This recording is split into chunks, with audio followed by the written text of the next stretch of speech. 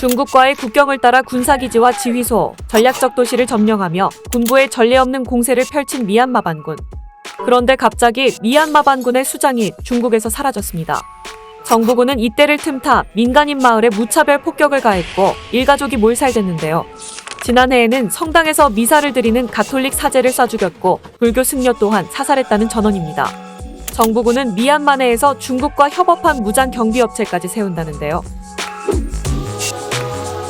린젠 중국 외교부 대변인은 19일 정례브리핑에서 미얀마 민족민주주의 동맹군의 수장인 펑다순이 진료를 요청해왔다며 그는 현재 자국에서 치료 및 요양 중이라고 밝혔습니다.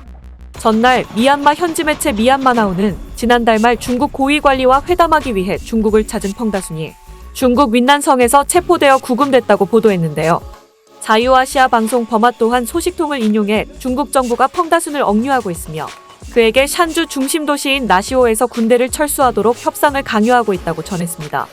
이날 린 대변인은 펑다순을 체포했다는 앞선 보도를 반박하면서도 펑다순의 컨디션이나 구체적인 행방에 대해서는 명확한 답을 내놓지는 않았죠.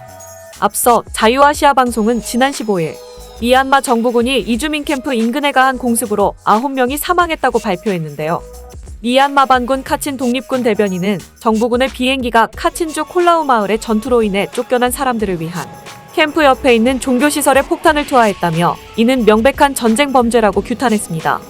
그러면서 한 가족에서만 아버지와 어머니 그리고 그들의 아이들까지 모두 6명이 숨졌다며 이번 공습으로 목숨을 잃은 사람들의 연령대는 5세에서 36세라고 설명했죠. 카친 독립군 대변인은 올해 상당한 성과를 거둬 수많은 군사적 진지와 옥광, 히토류 광산, 미얀마 내 전략도시, 중국 국경의 요충지 등을 점령했다며 정부군이 영토 탈환을 위해 건기에 자신들의 거점에 대한 공격이 증가할 것으로 예상한다고 했는데요.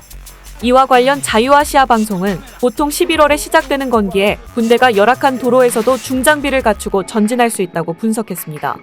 한편 중국과 미얀마 군사정권은 미얀마 내 중국 대규모 프로젝트인 1대1로 즉 중국과 중앙아시아, 유럽을 연결하는 육상해상 실크로드 전략과 국민 안전보장을 위한 합동경비업체 설립을 추진하고 있다는 전언입니다.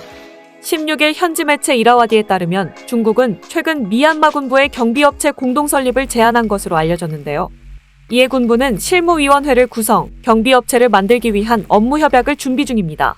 위원회에는 내무부와 국방부, 교통부, 경찰 등 각 부처가 참여하고 이들은 무기 및 통신 등 각종 특수장비 수입과 사용 등에 관한 규정을 논의할 것으로 전해졌는데요. 앞서 미얀마 정부군과 반군의 전투가 격렬해지면서 곳곳에서 공사가 중단됐고 중국이 투자한 1대1로 시설 역시 피해를 봤다는 전언입니다.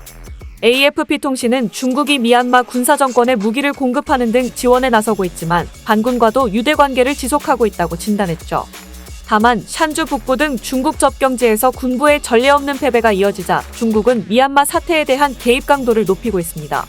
한편 아라칸군, 타항민족해방군, 미얀마 민족민주주의 동맹군으로 결성된 형제동맹이 지난해 10월 군사정권 타도를 목표로 미얀마 정부군을 기습 공격하면서 내전은 격화했는데요. 미얀마 군부는 2021년 쿠데타로 정권을 잡은 뒤 폭력으로 반대 세력을 진압하며 권력을 유지해왔으나 최근 반군의 전방위 공격으로 수세에 몰리고 있습니다.